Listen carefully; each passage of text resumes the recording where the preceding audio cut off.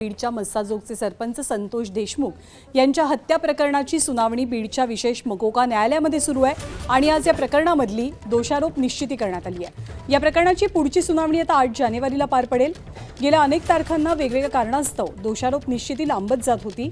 या प्रकरणामध्ये वाल्मिक कराडसोबतच इतर आरोपींवरती हत्या, खंडणी, अपहरण या गुन्ह्यांसोबत मकोका कायद्याअंतर्गत दोषारोप पत्र दाखल झालंय। आजच्या सुनावणीत न्यायाधीशांनी सर्व आरोपींना असलेल्या गुन्ह्याबाबत माहिती दिली। संपूर्ण घटनाक्रम आरोपींना वाचून दाखवत हे तुम्हाला मान्य आहे का असा सवालही विचारला। न्यायाधीशांच्या प्रश्नावरती वाल्मिक कराडसह सर्व आरोपींनी आरोप मान्य नसल्याचं म्हटलं आणि यावेळेला वाल्मिक कराड हा पहिल्यांदाच न्यायालयासमोर स्वतःहून आरोप मान्य नसल्याचं म्हटलंय।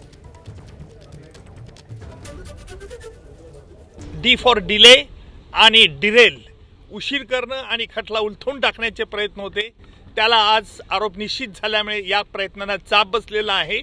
आणि यापुढचं सुनावणी, यापुढे जी 9 तारखेला सुनावणी आहे त्यामध्ये सरकारतर्फे कागदपत्र ज्यांच्यावरती प्रॉसिक्युशन भिस्त ठेवत आहे ती कागदपत्र आरोपीला मान्य आहेत किंवा अमान्य आहे याच्याकरता विचारलं जाईल। त्याच्यानंतर साक्षीदारांची यादी दिली जाईल आणि प्रत्यक्ष पुराव्याचं काम लवकरच सुरू होईल। एबीपी माझा, उघडा डोळे बघा नीट।